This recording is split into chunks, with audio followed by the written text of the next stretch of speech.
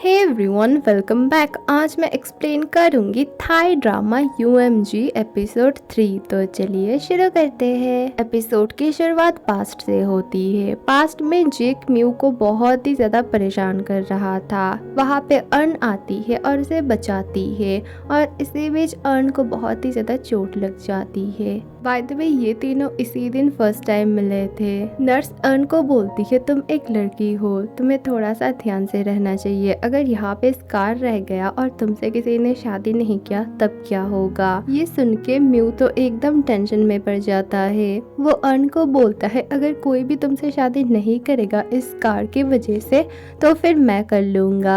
Earn बोलती है ठीक है, प्रॉमिस करो। प्रेजेंट में म्यू अर्न को हॉस्पिटल ले आया था। अर्न को जो डॉक्टर देख रही थी वो असल में फाशाई की आंट थी। फाशाई उन्हें सबसे मिलवाती है। फाशाई अपनी इस आंट के साथ ही रहा करती थी। अर्न को होश आता है। डॉक्टर उससे उसका नाम फिर कुछ डिटेल्स वगैरह पूछने लगते हैं। वो सबका एकदम सही सही जवाब देती है। वो म्यू और जेक को पहचानती है। जेक को देख के उसे बहुत ही ज्यादा गुस्सा आता है। वो उसे मारने लगती है क्योंकि बचपन में वो बहुत ही ज्यादा बुली करता था सबको। फिर डॉक्टर उससे पूछते हैं तुम्हारे साथ क्या हुआ था 8 साल पहले। वो बोलती है मैं म्यू का वेट कर रही थी, बहुत रात हो गई थी, वो नहीं आया था।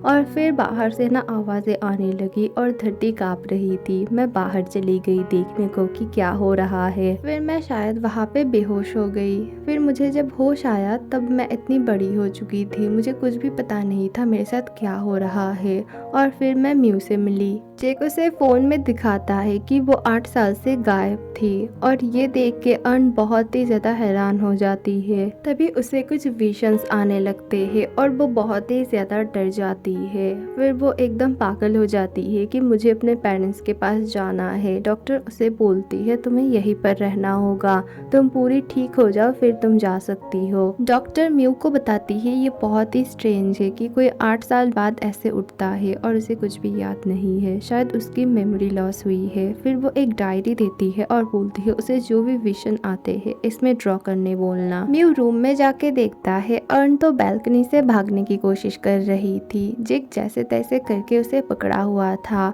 अर्न को अपने घर जाना था। म्यू आता है और उसे संभालता है और बोलता है मैं तुम्हें ले जाऊंगा, प्रॉमिस। म्यू अर्न को भगा के ले जाता है हॉस्पिटल से और सब कुछ दिखाने लगता है। उनका स्कूल दिखाता है जो अभी अबैंडन्ड है और अर्न के घर में अभी कोई नहीं रहता। जब से वो गायब हो गई है तब उसके पेरेंट्स कहीं चले गए, किसी को भी नहीं पता वो लोग कहाँ है। अर्न बहुत ही ज्यादा रोने लगती है। म्यू उसे संभालता है। फिर वो दोनों हॉस्पिटल जाते हैं और डॉक्टर उन पे बहुत ही ज्यादा गुस्सा थे। डॉक्टर म्यू को डांटती है, बोलती है तुम ऐसे ही अर्न को यहाँ वहाँ नहीं ले जा सकती हो, वो बहुत ही ज्यादा सेंसिटिव है और उसकी तबीयत भी बहुत खराब है। और क्या तुम्हें पता है उसे एलर्जी है सोडियम से यानी कि सॉल्ट से। वो बोलता है नहीं उसे तो ऐसी कोई एलर्जी नहीं थी और आप बोल रही थी उसे ढेर सारे विजन्स भी आते हैं, इसका मतलब क्या ये अर्न नहीं है। जेक उसे समझाता है नहीं वो अर्न ही है, शायद वो बड़ी हो चुकी है इसीलिए उसके अंदर थोड़े से चेंजेस आए हैं और एलर्जी तो कभी भी हो सकती है। अर्न जेक से उसका गेम मांगती है और उस गेम का नाम भी लेती है और बहुत अच्छे से खेल भी रही थी और सब लोग हैरान हो जाते हैं। म्यू पूछता है तुम्हें इस गेम के बारे में कैसे पता चला, तुम तो 8 साल पहले गायब हो गई थी ना और ये गेम 5 साल पहले आया है। वो बोलती है पता नहीं, मुझे बस याद है इसके बारे में कुछ भी। फिर डॉक्टर उससे ढेर सारे क्वेश्चंस करते हैं जो 8 साल के बीच हुए थे, जिनका आंसर उन लोगों में से किसी को भी नहीं पता था और उनका भी इजीली आंसर कर देती है। प्रोफेसर ओ और साथ में फाशाई उससे मिलने आते हैं। प्रोफेसर ओ उसका एक टेस्ट लेते हैं जिसमें वो 100 में से 98 लाती है। सब लोग एकदम हैरान हो जाते हैं कि वो कितनी जीनियस है। अर्न को डिस्चार्ज मिलने वाली होती है और फिर अर्न बार बार बोलती है मैं म्यू के साथ उसके घर में रहूंगी, लेकिन सब लोग मना करते हैं और वो सबसे ज़्यादा बुरा बुरा बोलता है अगर तुम लोग रहोगे तो बहुत कुछ हो सकता है। और ये सब सुन के म्यू को बहुत गुस्सा आता है। वो बोलता है तुम्हारा मतलब क्या है। फाशाई उसे संभालती है और बोलती है नहीं नहीं अर्न मेरे साथ रहेगी। असल में ओ ने फाशाई को बोला था उसे तुम्हें अपने घर ले जाना होगा जैसे भी करके, क्योंकि वो एक मॉन्स्टर या फिर एलियन हो सकती है। फाशाई बोलती है अर्न मेरे साथ मेरे आंट के घर में रहेगी क्योंकि वो डॉक्टर है, वो इसका ख्याल रख सकती है और मैं लड़की हूँ, मैं भी उसका ख्याल रख लूंगी। अर्न पहले तो नहीं मानती है लेकिन म्यू बोलता है ठीक है। अर्न को लेके फाशाई अपने घर में आती है और बोलती है तुम मुझे अपना सिस्टर मान सकती हो, मैं एकदम तुम्हारी सिस्टर की तरह हूँ, कुछ भी प्रॉब्लम हो तो तुम मुझे बोलना। लेकिन अर्न उससे बात नहीं करती है। फाशाई चुपके से कुछ तो एक मशीन जैसा लाती है ताकि वो चेक कर पाए कि अर्न एक एलियन है या नहीं, लेकिन अर्न उसे पकड़ लेती है और उसके मुंह पे दरवाजा बंद कर देती है। अर्न को रात में बहुत सारे विजन्स आती है और फिर वो डायरी में कुछ लिखने लगती है और उसे फाशाई दूर से देख रही थी।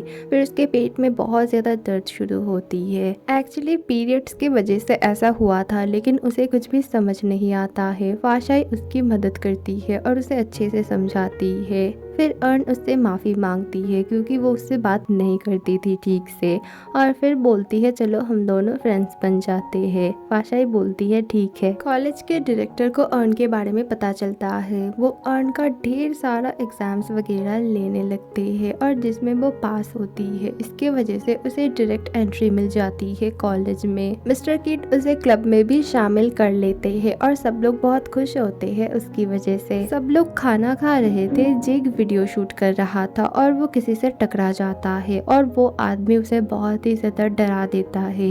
ये देख के अर्न हंस के बोलती है तुम बचपन में लोगों को बुली किया करते थे और अब तुम बुली होते हो। वो बोलता है हाँ मैं अच्छा हो गया हूँ। अर्न म्यू को बोलती है तुम तो एग योक नहीं खाते हो ना, फिर वो खा लेती है और ये देख के म्यू बोलता है तुम कौन हो, तुम अर्न नहीं हो, क्योंकि एग योक मेरा फेवरेट था, मैं हमेशा खाता था। अर्न बोलती है ओ अच्छा, तो तुम्हें नहीं लगता है कि मैं अर्न हूँ? मैं जब से यहाँ पर आई हूँ तुम मुझे कैसे देखते हो, मुझे पता है कि मैं तुम्हें बिल्कुल भी पसंद नहीं हूँ, लेकिन मैं सच में अर्न हूँ। मुझे भी कभी कभी लगता है कि मैं अर्न नहीं हूँ, मैं कोई और हूँ। मेरे लिए ये सब बहुत नया है, मुझे बहुत ही ज़्यादा प्रॉब्लम हो रही है। ठीक है तुम मेरे साथ मत रहो, और वो वहाँ से चली जाती है। जेक म्यू को समझाता है तुम्हें उसके साथ ऐसा नहीं करना चाहिए। मुझे भी बहुत कुछ डाउट होता है कि ये सब कैसे हो सकता है, कैसे कोई 8 साल बाद ऐसे वापस आ सकता है, हमें उसके साथ रहना होगा। अर्न सीक्रेट बेस पे जाके बैठी हुई थी और वो देखती है उसके पसंदीदा डॉल्स को जो म्यू ने इकट्ठा किया था उसके लिए। म्यू आता है और उसे मनाता है और सॉरी बोलता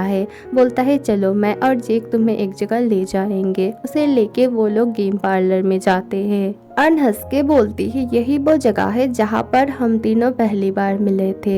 फिर वो म्यू को बोलती है तुम्हारे हाथों में चोट लग गई थी ना? म्यू बोलता है नहीं मुझे तो कोई भी चोट नहीं लगी थी। अर्न बोलती है ओ तो फिर मेरी ही गलती है, सॉरी। म्यू जाने के बाद जेक बोलता है तुम्हारे हाथों में भी चोट लगी थी, ध्यान से देखो यहाँ पर एक दाग है और याद करो। उसे याद आता है हाँ वो भी गिर गया था। फिर जेक बोलता है तुम्हें सच में एग योक पसंद नहीं था और हमेशा तुम उसे दे दिया करते थे खाने के लिए। फिर अर्न जब से मिसिंग हो गई तब से तुम उसके दुख में एग योक खाया करते थे रोते हुए। म्यू बोलता है ये सब तो मेरे दिमाग में ही नहीं था और मैंने ऐसे ही अर्न का दिल दुखाया। फिर वो लोग बहुत ज्यादा मजे करने लगते हैं। फाशाई और ओ अर्न के रूम में आते हैं छानबीन करने। उन्हें उसका डायरी मिलता है। वो डायरी खोल के देखते हैं। अर्न ने उन सब के बारे में लिखा है। अर्न ने लिखा है पता नहीं मेरी ज़िंदगी कहाँ से कहाँ चली गई। मैं एक दिन जंगल में उठी और मैं ऐसे ही बड़ी हो गई। फिर मैं म्यू से मिली और फिर मेरे और भी दोस्त मिले, जेक, ओ और फाशाई। फाशाई मेरी सिस्टर जैसी है। और ये देख के ओ और फाशाई एकदम इमोशनल हो जाते हैं। गेम पार्लर में वो मोटा लड़का फिर से आता है। वैसे इसे ना सब लोग बॉस बॉस बुला रहे थे और फिर उससे ना जेक की लड़ाई हो जाती है। वो जेक को मारता है।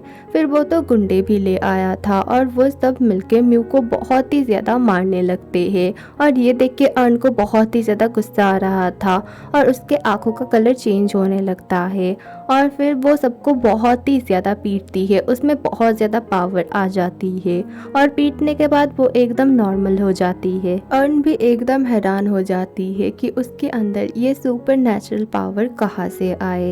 एपिसोड 3 यहीं पे ख़त्म होती है। अगली वीडियो बहुत जल्द आएगी, थोड़ा सा वेट करना। Thank you for watching, bye.